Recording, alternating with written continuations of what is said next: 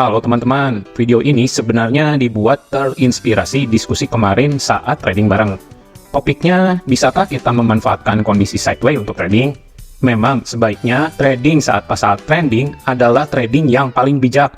Tapi kalau kekeh pengen trading saat sideways, ada beberapa hal yang harus diperhatikan. Sebab tidak semua pasar sideways bisa ditradingkan. Nah, kondisi sideways yang seperti apa yang bisa ditradingkan? Gimana cara membedakannya, dan strategi apa saja yang bisa dipakai untuk pasar seperti ini? Semua pertanyaan ini akan dibongkar tuntas di video ini. Jadi tonton video ini sampai habis agar kamu bisa membedakan mana sideways yang bisa memberikan peluang dan mana sideways yang jebakan Batman. Di pasar forex, harga suka bergerak ke atas uptrend atau ke bawah downtrend. Kadang-kadang juga bergerak sideways atau berada dalam range setelah mengalami trend. Tapi tidak semua kondisi sideways sama. Ada yang bisa ditradingkan dan ada yang harus dihindari. Berikut beberapa langkah jika kamu ingin trading pada kondisi sideways. 1. Pilih kondisi sideways yang bisa ditradingkan. Sideways dalam forex bisa ditradingkan jika harga terbatas oleh range yang jelas. Artinya harga bergerak di antara level support dan resisten. Kamu bisa memeriksa apakah kondisi sideways layak ditradingkan dengan melihat pergerakan harga pada time frame yang lebih besar, atau dengan melakukan zoom out. Jika pasar tidak terlihat sedang mengalami tren, baik uptrend maupun downtrend, itu berarti pasar sedang dalam kondisi sideways. Jika memang sideways, selanjutnya tentukan apakah pergerakannya dalam range yang jelas atau cenderung choppy, alias tidak beraturan. Berikut contoh kondisi sideways dalam forex dengan range trading yang jelas. 2. Hindari trading saat pasar sedang choppy.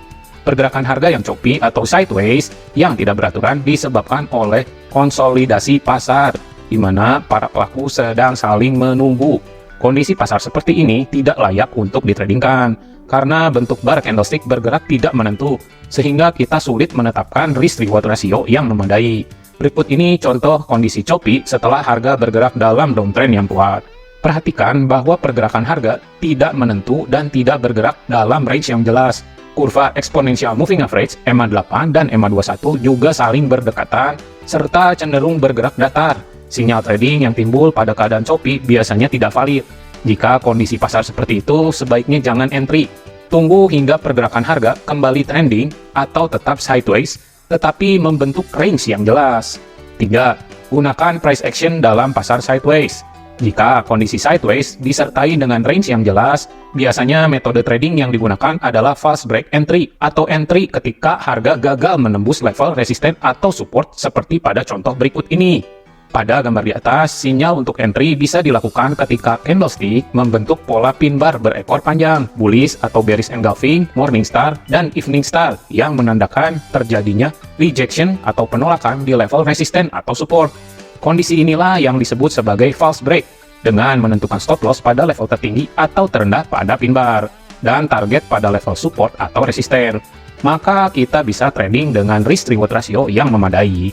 Kesimpulannya, kondisi pasar sideways dalam forex nggak selamanya bikin bingung.